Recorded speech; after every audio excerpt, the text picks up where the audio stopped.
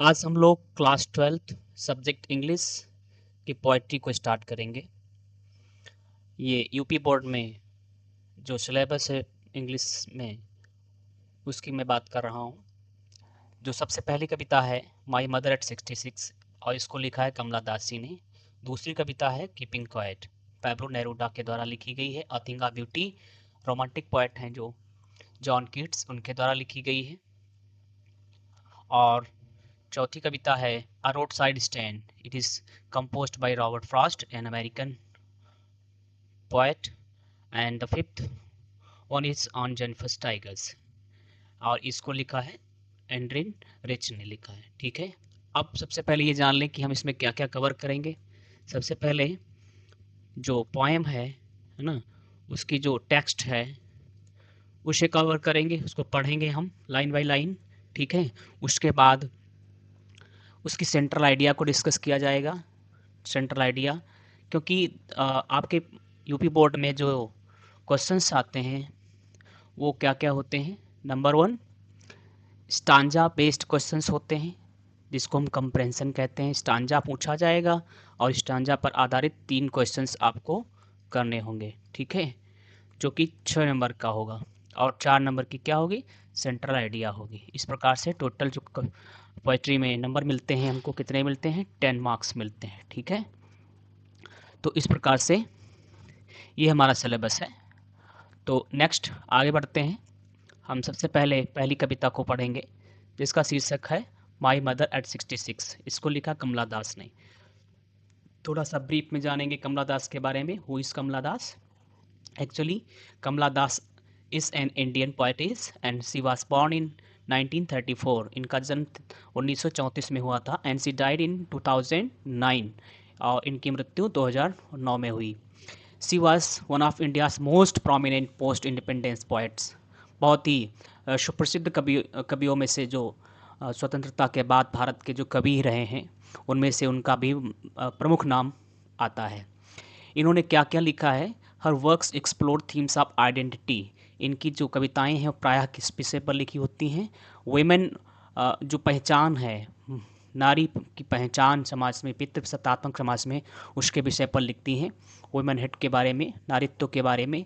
Loneliness, किस प्रकार से एक महिला एकाकी जीवन जीती है, उसके विषय में। इमोशन कॉन्फ्लिक्ट, जो खास करके महिलाओं में जो इमोशनल भावनात्मक कॉन्फ्लिक्ट, द्वंद्व चलता है, उसके विषय में ये इनके कविताओं की थीम रहती है। यदि हम इस कविता की बात करें तो this poem reflects her sensitive portrayal of personal experiences. इसमें उन्होंने अपने पर्सनल एक्सपीरियंसेस को शेयर किया है, written in tone of quiet introspection. और ये जो कविता लिखी गई है किस भाव में लिखी गई है? इंट्रोस्पेक्शन, मतलब जीवन के सार के विषय में। इसमें वो जीवन, what is the essence of life, essence of life, जीवन का, है ना, जो सार है वह क्या है, इसके विषय में वो इंट्रोस्पेक्शन करती है इसमें, कि वास्तव में ज़िंदगी है क्या। ठीक है, कविता की समरी की बात करते हैं। सबसे पहले the poem narrates a car journey. कविता की जब शुरुआत होती है इसमें सबसे पहले बताती है, जो स्टार्टिंग होती है उसमें दिखाया जाता है कवयित्री जो है एक कार से यात्रा पर जा रही है। The poet talks with her elderly mother. उसके पास, उसके साथ में कौन है गाड़ी में? उनकी जो है माता जी हैं, जो कि बहुत ही वृद्ध अवस्था में हैं। टू द एयरपोर्ट, कहाँ जा रहे हैं ये लोग? एयरपोर्ट को जा रहे हैं। कौन से? कोचीन एयरपोर्ट को। द मदर एज्ड, जो माता जी की आयु है वो क्या है? एज्ड 66। वह 66 ईयर्स ओल्ड हैं। And is dosing with her mouth open, जो कि वृद्धावस्था में वो प्रवेश कर चुकी हैं, इसलिए वो क्या कर रही हैं, कहीं ना कहीं ड्यू टू ओल्ड एज वह डोजिंग कर रही हैं, मीन्स वो जम्हाइयाँ ले रही हैं। ठीक है, वह बैठे बैठे क्या कर रही हैं? ऊँघ रही हैं, है ना। हर फेस पेल, उनके चेहरा कैसा हो चुका है? पीला हो चुका है, क्योंकि वो जो युवावस्था की या बाल्यावस्था की जो रक्त संचार होता है शरीर में, वह उस तरीके का नहीं होता है। कहीं ना कहीं वृद्धावस्था में व्यक्ति प्रवेश करते करते उसके चेहरे पर झुर्रियाँ आ जाती हैं, और उसमें जो लालिमा होती है वो भी धूमिल होने लगती है, राइट। उसमें फैटनेस आ जाती है, वो चेहरा कैसा हो जाता है, पीला पड़ने लगता है। एसन लाइक, उसकी तुलना कैसे करती हैं, एसन लाइक, है ना, दैट ऑफ अ कॉप्स, बिल्कुल एक लाश की तरह उनका चेहरा हो चुका है, एसन लाइक, बहुत ही डल। दिस साइट पेनफुली, है ना। और जब ये देखा उन्होंने दृश्य, पेनफुली, जब इसको देखती हैं, रिमाइंड्स, तब उनके दिमाग में बात आ जाती है, the point of her mother's fam frailty, कि अरे उनकी माँ जो हैं वो फ्रैलिटी का शिकार होंगी, वो कहीं ना कहीं क्या है, क्षणभंगुरता का शिकार हो जाएंगी, and the inevitable reality of ageing and mortality. और कहीं न कहीं उनकी माँ भी क्या है, इनविटेबल, जो ना टाली जा सके, है ना, इनविटेबल रियलिटी, जो वास्तविकता है, ऑफ एजिंग, कौन सी, आयु की, एंड मॉर्टालिटी, और मॉर्टालिटी मतलब नश्वरता, अर्थात व्यक्ति जन्म लेता है तो जैसे जैसे वो उसकी आयु बढ़ती है तो कहीं न कहीं देखा जाए तो वह एज, वो बढ़ने के मतलब है कि जो जीवन का पूरा कार्यकाल होता है वह कहीं न कहीं क्या है, वो उसमें वो दिन कम होते रहते हैं। तो ये एक सच्चाई है, भले व्यक्ति इसको, है ना, मानता नहीं है, राइट। और एजिंग क्या है, आयु व्यक्ति की बढ़ती रहती है, आयु बढ़ने का मतलब है व्यक्ति नश्वरता की, मतलब वह जो है मृत्यु की ओर बढ़ रहा होता है, मॉर्टालिटी, और वह क्या है, नश्वर है इंसान। Attempting to push this distressing, जब ये सोचने लगे कि उनकी माँ भी 66 ईयर ओल्ड हो चुकी हैं, तो एक न एक दिन क्या है, वह उनसे, उनकी मृत्यु हो जाएगी, और वह हमेशा हमेशा के लिए कवयित्री को क्या है, छोड़ करके चली जाएंगी। जब ये विचार उनके दिमाग में कौंधा, बस वो बहुत ही भाव विभोर हो गई अपने माँ के, है ना, सेपरेशन के बारे में सोचते हुए, ठीक है। Attempting to push this distraction, जब बहुत विह्वल हो गई तो इस भाव को वह हटाने के लिए, मतलब बोझ सा उनके दिमाग पर ये छाने लगा, है ना, तो वो बहुत कंफ्यूज्ड हो गई, बहुत परेशान हुई। तो इस परेशानी से अपने आप को माइंड हल्का करने के लिए, thought away, the point looks at the young trees, कवयित्री ने जो है कार से बाहर दृश्य डाली, तो बाहर के दृश्य में उन्हें क्या क्या दिखाई पड़ा, यंग ट्रीज दिखाई पड़े, छोटे बड़े पौधे, जो कि क्या है, स्प्रिंटिंग, बहुत ऐसा लग रहा है कि पेड़ क्या है, स्प्रिंटिंग कर रहे हैं, फास्ट स्पीड में, है ना, भागते हुए जा रहे हैं पीछे की ओर, क्योंकि कार चल रही है। तो चलती हुई कार में आप जब जो है, या किसी भी वाहन में, ट्रेन में, बस में जब बैठे होते हैं तो रुकी हुई चीज़ें जैसे कि पेड़ हो गया, वो पीछे की ओर फास्ट मूविंग दिखाई देते हैं। इसी तरह से जो पेड़ थे वो कैसे दिखाई दे रहे थे, fast moving. And Mary children, और बच्चे कैसे, और दूसरे दृश्य में उन्हें दिखाई पड़ा कि कुछ बच्चे अपने घरों से निकले हैं जो कि मैरी हैं, मैरी मतलब यहाँ पर क्या है, बहुत ही खुश हैं, है ना। चिल्ड्रन प्लेइंग, और ये कहाँ जा रहे हैं, खेलने के लिए, प्लेइंग आउटसाइड, बाहर। Vibrant and full of life, वो बहुत ही वाइब्रेंट है, वो बहुत ही एक्टिव हैं, है ना, उनमें फुर्तीलापन है, उनमें एनर्जी है, क्योंकि बच्चे हैं वो अपने, देखो यहाँ पर दो चीज़ें एक साथ दिखाई जा रही हैं, जीवन का कंट्रास्ट दिखाया जा रहा है, वृद्धावस्था माँ की दिखाई जा रही है, बच्चों का जो फुर्तीलापन दिखाया जा रहा है।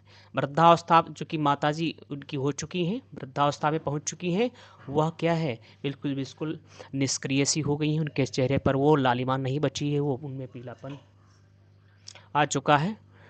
लेकिन जो बच्चों के दृश्य दिखाया गया है उसमें क्या है, बच्चों के दृश्य में दिखाया गया है, बच्चों के दृश्य में दिखाया गया है कि अ, वो बहुत ही फुर्तीले हैं और एनर्जेटिक हैं, है ना, और शुरुआती दिनों में हैं, ठीक है, वाइब्रेंट हैं।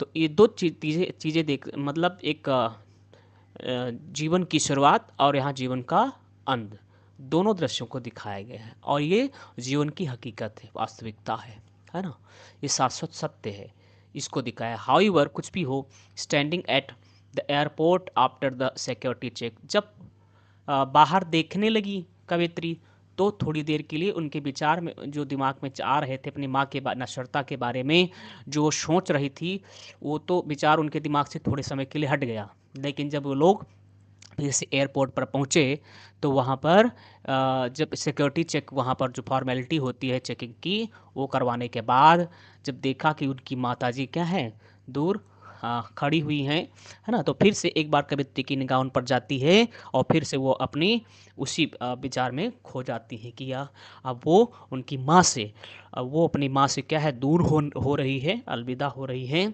और अब चूँकि वृद्ध हो चुकी है उसकी माँ, कहीं ऐसा ना हो कि दोबारा उसको देखने को ना मिले, ठीक है, वह शायद हो सकता है कि दोबारा उनसे ना मिल सके। यह विचार आते ही दिमाग में उस कवित्री बहुत ही परेशान हो जाती है। दोबारा मदर्स फेस अगेन, उसकी वो देखती है कि उसकी माँ का जो चेहरा है, मदर्स फेस अगेन, वैन है ना, वो पीला हो चुका है, वैन हो चुका है, वह डल हो चुका है compare to a late winter's moon. कवित्री उसकी तुलना किससे करती है, जो लेट है ना विंटर मून से करती है, अर्थात जो विंटर मून में बीते हुए जो ठंडक का महीना है वो जब होता है उस समय जो चंद्रमा होता है वह बहुत ही डल दिखाई देता है, क्योंकि कोहरा और धुंध की वजह से वह साफ दिखाई नहीं पड़ता है।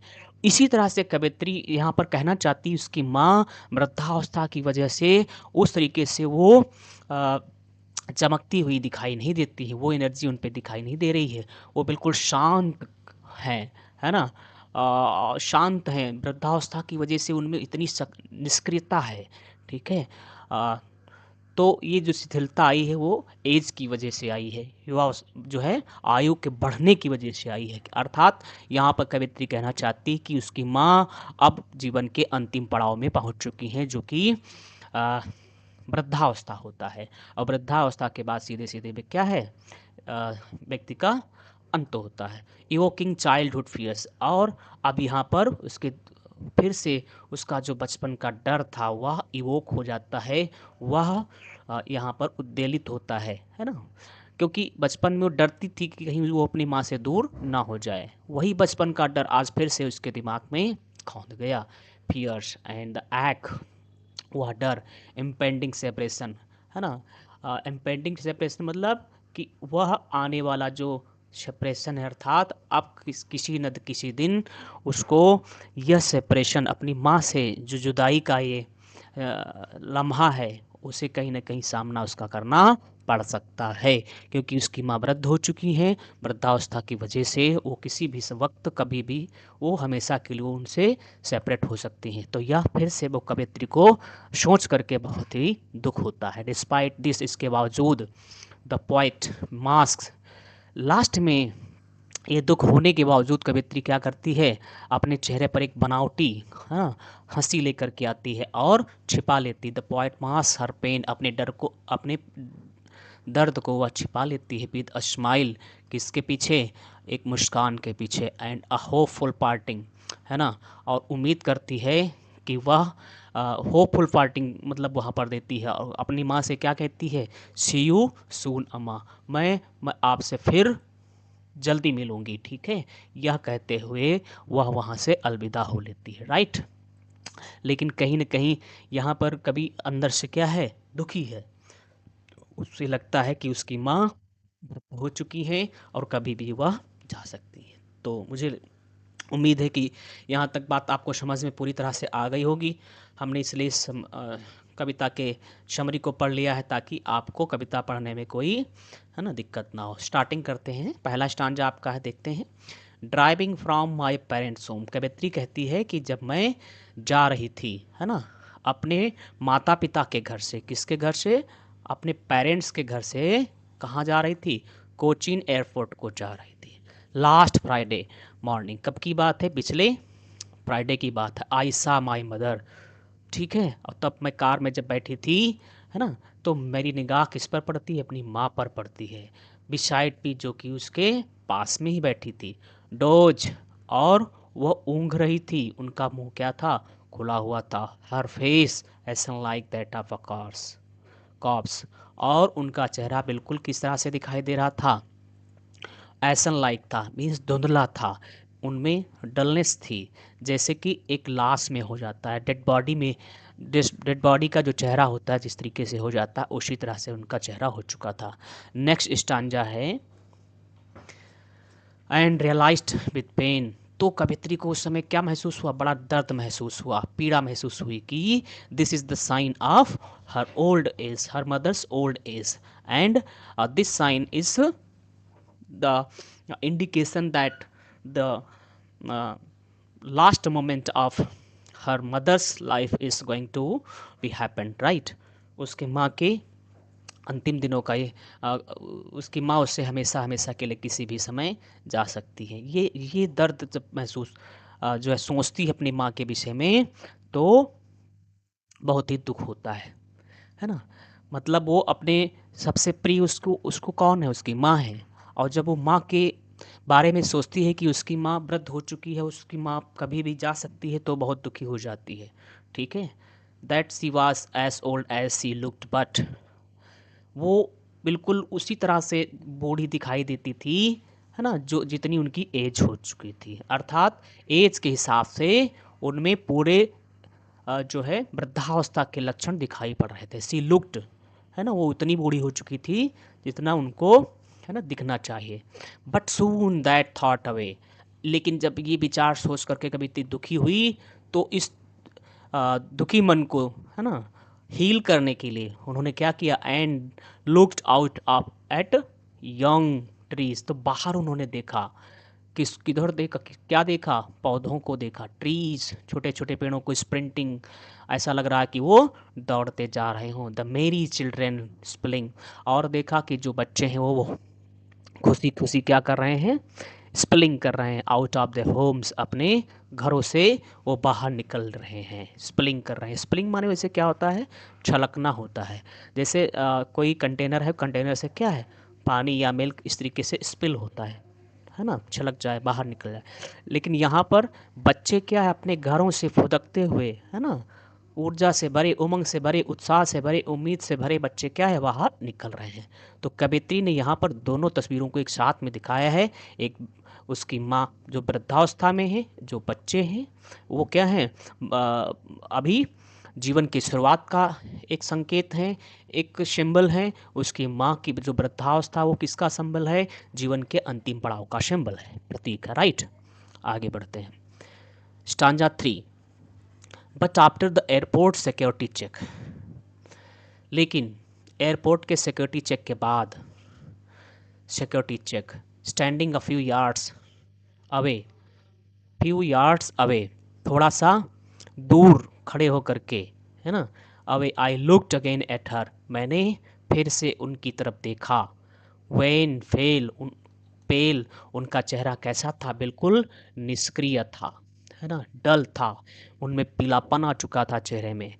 ये बात कहाँ की है, पहले तो कवित्री ने जब अपनी माँ को कभी देखा कि वृद्ध है, ऊँघ रही, उनका मुंह खुला हुआ है, आधा हाफ, है ना, जो है मुंह खुला हुआ है, और वह बैठे बैठे ही कार में क्या है, सोने लगी है ना। तो इससे कवित्री बहुत दुखी हुई, क्योंकि उनको लगा कि उसको लगने लगा कि उसकी माँ अपने अंतिम पड़ाव में है, और इससे जितना दुखी हो गई कि उनसे वो क्षण बर्दाश्त नहीं हो रहा था। इसलिए उन्होंने उस मन को अपने हल्का करने के लिए बाहर की तरफ देखा, क्योंकि व्यक्ति जब दुखी होता है तो या तो वह अपने दिमाग को डाइवर्ट करने के लिए गीत संगीत सुनने लगता है, या किसी कहीं ना कहीं दूसरे, है ना, चीज़ों में अपने आप को इन्वॉल्व करने लगता है। तो इन्होंने क्या किया, देखा, क्या किया, देखा, कहाँ देखा, कार से बाहर देखा, कार से बाहर देखा, तो क्या दिखाई पड़े, बच्चे दिखाई पड़े, पेड़ पौधे दिखाई पड़े। इस तरीके से थोड़ी देर के लिए उन्होंने अपना दर्द क्या है, उनका दर्द वहाँ पर, उनकी जो पीड़ा है, दुख है ना, वो समाप्त हो गया। लेकिन थोड़ी देर बाद वो लोग पहुँच गए कहाँ, एयरपोर्ट पर। तो एयरपोर्ट पर फिर से उनकी जब नज़र पड़ी अपनी माँ की तरफ की ओर, तब उनको फिर से वही चेहरा दिखाई पड़ा। तो उसकी तुलना वो किससे कर रही, लेट विंटर्स मून कर रही वहाँ पर, है ना, बिल्कुल धुंधले चंद्रमा की समान। अर्थात ठंडक में जो चंद्रमा होता है वो बिल्कुल धुंधला दिखाई देता है, ठंडा दिखाई देता है, बहुत ही फीका दिखाई देता है, शांत दिखाई देता है। इसी तरीके से कवित्री की माँ वहाँ पर कैसी दिखाई दे रही थी, उसको बिल्कुल विंटर्स मून की तरह दिखाई दे रही थी। फेल्ट दैट ओल्ड फैमिलियर एक, और यह जब उन्होंने देखा तो फिर से उनका जो बचपन का डर था, एक माने दर्द, फैमिलियर जो जाना पहचाना डर था, अर्थात जो बचपन में उनको डर हमेशा लगा रहता था, जो छोटी थी, कि अपनी माँ से कहीं दूर ना हो जाए। मतलब इतना प्रेम था माँ और बेटी के बीच में। कि वो 1 मिनट के लिए भी अपनी माँ के से दूर रहने के बारे में जब सोचती है तो परेशान हो जाती है ना, बचपन से ही। तो वही दोबारा उसको महसूस हुआ, राइट। नेक्स्ट स्टांजा लास्ट में हम देखते हैं, बट ऑल आई सेड, अब क्या करना था, लेकिन और हम क्या कह सकते थे, जो भी मैंने कहा उस समय, but all I said was see you soon Amma, मैंने उस समय क्या कहा, मैंने उस समय कहा बट सी यू सून अम्मा, हम जल्दी मिलेंगे अम्मा, हम जल्दी मिलेंगे अम्मा। ऑल आई डिड, मतलब ऐसा कह करके हम लोगों ने, है ना, एक दूसरे को वहाँ पर अलविदा कहा। कवित्री कहती है कि हमने अपने उस पीड़ा को, अपने उस दर्द को छिपाने के लिए कि कहीं माँ को और तकलीफ ना हो, वो मुस्कुराते हुए अपनी माँ से कहती है सी यू सून अम्मा, मतलब वो उम्मीद जताती है और दिखाती है कि उसे कोई दिक्कत नहीं है और वो उम्मीद रखती है कि जल्दी उसकी मुलाकात उसकी माँ से दोबारा होगी। All I did was smile, फिर कवित्री साफ साफ कहती है, क्योंकि यहाँ पर और तो मैं कुछ नहीं कर सकती थी, कह रही है मैंने सिर्फ और सिर्फ क्या किया वहाँ पर, smile and smile and smile, सिर्फ और सिर्फ मुस्कुराती रही मुस्कुराती रही, अर्थात कहना चाहती है कि दर्द तो मन में था अंदर, लेकिन मैं उसको छिपाने के लिए चेहरे पर मुस्कुरान स्माइल बनाए रखा मैंने, ताकि माँ को कोई तकलीफ ना हो। ठीक है, वहाँ पर डिपार्चर होते समय, राइट। अब देखते हैं इसके लिटरेरी डिवाइसेस। लिटरेरी डिवाइसेस इसमें देखते हैं, हर फेस एसन लाइक, यहाँ पर उसके चेहरे की तुलना किससे की गई है, लाश से। जब दो असमान चीज़ों की तुलना की जाती है और तुलना करते समय उनमें लाइक या एज आदि शब्दों का प्रयोग करते हैं तो वहाँ पर सिमिली अलंकार होता है। क्या होता है, सिमिली। दूसरा डिवाइस क्या है, कंट्रास्ट बिटवीन लाइफ आउटसाइड, इसमें विरोधाभास दिखाया गया है, जो एक जीवन बाहर का है, कार से बाहर का है, जैसे कार से बाहर का दृश्य क्या था, है ना, जो पौधे थे वो जीवंत थे, चलायमान थे, मतलब उनमें एक जीवन दिखाई देता था, लेकिन जो स्टिलनेस है, शांति है इनसाइड मदर, वो किस में दिखाई दे रहा है, माँ में। तो यहाँ पर कंट्रास्ट भी दिखाया गया है, राइट। ये कविता की खूबसूरती होती है। अगला लिटरेरी डिवाइस कौन सा यूज हुआ है, एलिट्रेशन। एलिट्रेशन क्या होता है, देखो जैसे इसमें लिखा है स्माइल स्माइल, यहाँ पर यस यस यस, इस प्रकार से इसमें यस एस का रिपीटिशन, मतलब सेम लेटर का जब रिपीटिशन होता है ना, तो वहाँ पर कौन सा अलंकार होता है, एलिट्रेशन होता है, राइट। इमेजरी दिखाई देती है, इमेजरी मतलब जब शब्दों के माध्यम से डिस्क्रिप्शन किया जाए और वो डिस्क्रिप्शन ऐसा हो कि दिमाग में एक विजुअल बन जाए, एक तस्वीर बन जाए। तो यहाँ पर जब ये कविता पढ़ते हैं तो कहीं ना कहीं हमारे सामने एक वृद्ध महिला अर्थात का चेहरा दिखाई पड़ता है। ठीक है, वो कवित्री की माँ का चेहरा हमारे आंखों के सामने दिखाई पड़ता है, तो इसको क्या कहते हैं, स्प्रिंटिंग इमेजरी कहते हैं, राइट। हमें ये भी हमारे सामने एक तस्वीर आती है, आंखों के सामने एक काल्पनिक मेंटल पिक्चर बनती है, कौन सी, बच्चों के बच्चों की बनती है जो खुशहाल हैं, और स्प्रिंटिंग ट्रीज। नेक्स्ट है सिंबोलिज्म, प्रतीक। मतलब यहाँ पे प्रतीक जो ट्रीज हैं और बच्चे हैं वो किसका प्रतीक है, जीवन का और रिन्यूअल का। भाई छोटे बच्चे हैं तो अब जीवन की उनकी शुरुआत है ना, लेकिन जो यहाँ पर विंटर्स मून है वो किसका प्रतीक है, फेडिंग लाइफ, की जीवन किस तरीके से फेड होता रहता है, आयु के बढ़ते रहते ही जीवन क्या है, कहीं ना कहीं वो फेड होता रहता है और एक समय ऐसा आता है कि जीवन समाप्त हो जाता है। नेक्स्ट, अब हम कंप्रेंशन के लिए स्टांजा देखते हैं। ठीक है, तो पहला स्टांजा जो है, driving from my parents home to Cochin airport, ये आपका स्टांजा है। पहला है स्टांजा, ये आपके 6 नंबर का होता है, 2-2 नंबर के 3 क्वेश्चन पूछे जाते हैं, तो टोटल 6 नंबर का, राइट। तो पहला क्वेश्चन आपका है यहाँ पर, where was the poet driving to, who was sitting beside her, कवित्री कहाँ जा रही थी, है ना, the poet was driving from her. देखिए जब आप कविता पढ़ेंगे, देखो driving from my parents' home to Cochin, कहाँ, कोचीन एयरपोर्ट को। तो यही आपका जब स्टांजा आप पढ़ेंगे ना, इतना ही स्टांजा आपको पेपर में देखने को मिलेगा, मतलब पूरा स्टांजा यहाँ पर दिया हो गया होगा और उसी स्टांजा से ही आपको उत्तर लिखना होता है। ठीक है, तो पहला क्वेश्चन क्या है, where was the poet driving to, कवित्री कहाँ जा रही थी, who was sitting beside her, कौन उसके साथ में था। तो इसी से बना लेते हैं, कैसे हम आंसर लिखते हैं, उससे कवि स्टांजा को पढ़ करके तो हमको भाव समझ में आ जाएगा, लेकिन जब आंसर लिखना होगा तो थोड़ा सा हमें क्या करना, ग्रामेटिकली सही रखना होगा, है ना। तो ताकि गलती ना हो, इसलिए हम क्या करते हैं, क्वेश्चन से ही आंसर को बनाना सीख लेते हैं। जैसे यहाँ पे क्वेश्चन वर्ड पहले दिया गया है, बाद में क्या दिया गया है, हेल्पिंग वर्ब है। जब इसको आंसर लिखेंगे तो वो असर्टिव सेंटेंस होगा, जिसमें क्या होता है, subject plus verb plus object होगा, राइट। तो यहाँ पर सब्जेक्ट कौन है, सब्जेक्ट है द पोएट। तो सबसे पहले हमें क्या लिखना होगा, द पोएट। उसके बाद में सहायक क्रिया आएगी, क्या है, वाज, और फिर क्या है, मेन वर्ब ड्राइविंग, ये हो जाएगी, है ना। और बाकी रेस्ट ऑफ द थिंग्स हो जाएंगी। तो the poet was driving from her parents home to Cochin airport. जो कवयित्री है अपने माता पिता के घर से कहाँ जा रही थी, कोचीन एयरपोर्ट को जा रही थी, किसके साथ में, हु वाज सिटिंग बिसाइड हर। अब आप चाहें तो इसको अलग लिख सकते हैं यहाँ फुल स्टॉप लगा करके, ठीक है। Her mother was sitting beside हर, आप ऐसे लिख सकते हैं, या फिर आप इसी में लिखना चाहें तो लिख सकते हैं, with her mother sitting beside हर, अपनी माँ के साथ जो कि उनके साथ में पास में बैठी थी। What did the poet notice about her mother, अपनी माँ के बारे में उन्होंने क्या नोटिस किया, she notice that her mother was dosing, उन्होंने नोटिस किया, उन्होंने देखा कि उसकी माँ क्या है, डोज कर रही है, ऊँघ रही है, विद हर माउथ ओपन, उनका जो मुंह है क्या है, खुला हुआ है, लुकिंग पेल एंड वीक, और उनका चेहरा बिल्कुल पीला पड़ गया है ना, ऐसा लाइक हो चुका है और बहुत ही कमज़ोर नज़र आ रही है। ये उन्होंने नोटिस किया अपनी माँ को देख करके, right. Why did her mother's face look like that of a corpse, क्यों उनका चेहरा एक लाश की तरह दिखाई, भाई सीधी सी बात है, क्योंकि वो बहुत बूढ़ी हो चुकी थी।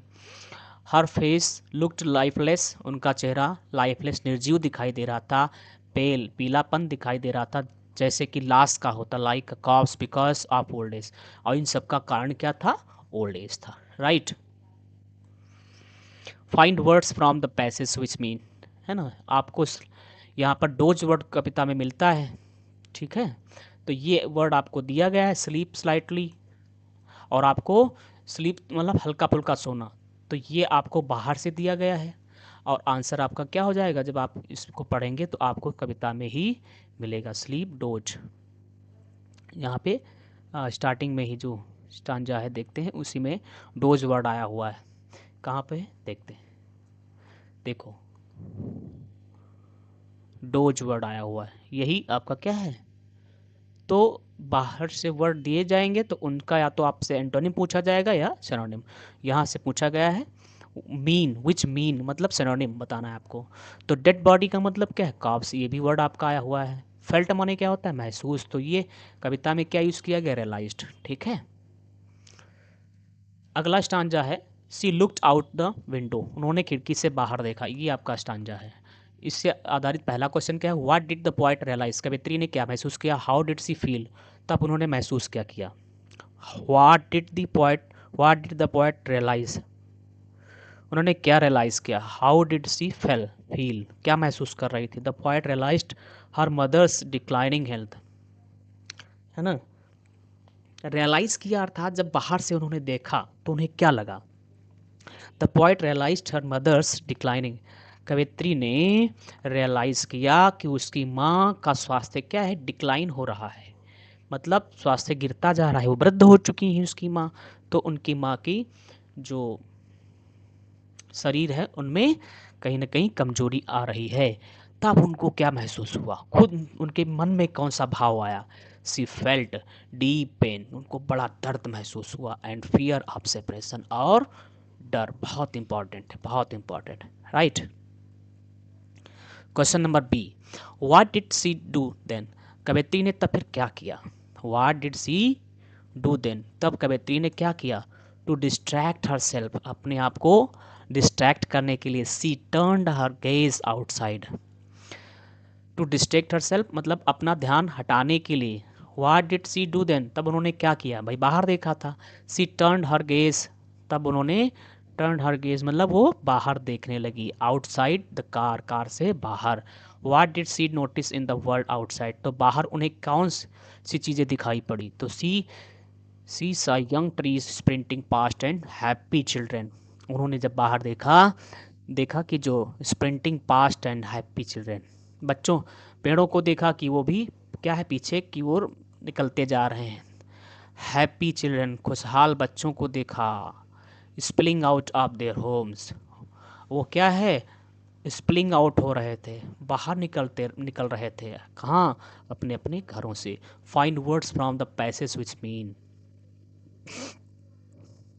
आपको find words from the passage which mean, passage से आपको क्या करना है, इनका मीनिंग देखना है। रनिंग फास्ट माने क्या होता है, स्प्रिंटिंग, ये आपको मिलेगा। हैप्पी माने मैरी, मूविंग आउट मतलब बाहर निकलना है, स्पिलिंग आउट, राइट। अब हम बात करते हैं सेंट्रल आइडिया की। ये आपका कितने नंबर का पूछा जाता है, 4 नंबर का, ठीक है। तो my mother eight 66 is a beautiful personal poem, my mother is a beautiful personal poem, ये एक व्यक्तिगत कविता है ना, अपने स्वयं के जीवन से जुड़ी हुई घटना पर लिखा हुआ है। हालांकि इसका जो सार है वह सार्वभौमिक है, ठीक है। वृद्धावस्था या एज की बात, नश्वरता की बात, ये सारी जितनी थीम है वो तो सार्वभौमिक है, सभी व्यक्तियों पर, सभी लोगों पर, है ना, लागू होती है। लेकिन फिर भी इन्होंने कविता में कवियत्री ने अपनी माँ से जुड़ी हुई पर्सनल मतलब ज़िंदगी से जुड़ी हुई घटना पर आधारित कविता है, इसलिए इसको हम क्या कहेंगे, पर्सनल पोएम कहेंगे, राइट। बाई कमला दास, इसको किसने लिखा है, कमला दास। पहले ही लाइन में हमने कविता का नाम लिख दिया और कवियत्री का नाम लिख दिया, राइट। इट इज़ डीपली, अब अगली में हम थीम बताएंगे। इट इज़ डीपली इमोशनल, ये बहुत ही भावनात्मक कविता है, इमोशनल, है ना, ऑटोबायोग्राफिकल, और कहीं ना कहीं कवियत्री स्वयं अपने जीवन के विषय से संबंधित लिख रही है, इसलिए ऑटोबायोग्राफिकल भी है। It expresses deep emotional pain, ये क्या दर्शाती है, बहुत ही गहरे भावनात्मक दर्द को। और क्या, fear of losing her ageing mother, और किसको दिखाती है, जो डर है उसमें, व्याप्त डर, लॉसिंग किस बात का डर, ऑफ हर एजिंग मदर, है ना, जो उसकी माँ वृद्ध माँ हो चुकी है उनको खोजने का डर, यही तक आपका मेन, है ना, सेंट्रल आइडिया हो चुकी है, ठीक है। लेकिन कहीं ना कहीं आपको शब्दों को बढ़ाना है तो आप उसमें ऐड कर देंगे, थोड़ा सा और एक्सप्लेन करेंगे। सी कंट्रास्ट लाइफ, वो यहाँ पर कंट्रास्ट करती हैं, मतलब विरोधाभास दिखाती हैं, जीवन की जो वाइब्रेंसी है ना, जो एक जीवंतता है उसका, और भी किससे, with the approaching decay of old as, किससे कंट्रास्ट दिखाती हैं, आने वाली जो वृद्धावस्था है, ठीक है, decay of old as, approaching decay of old as, right.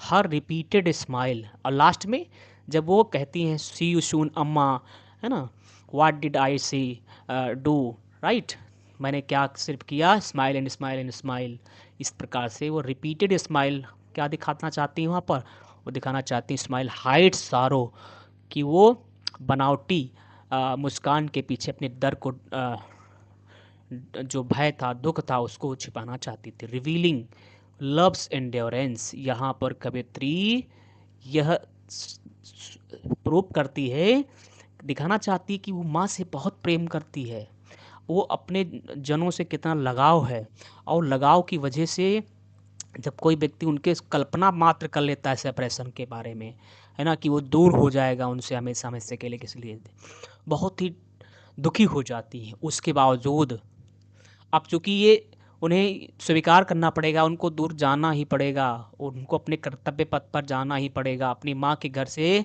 अपने ससुराल जाना ही पड़ेगा ना, तो अब कर्तव्य से कैसे विमुख हो सकती हैं, तो वहाँ पर वह उनका एक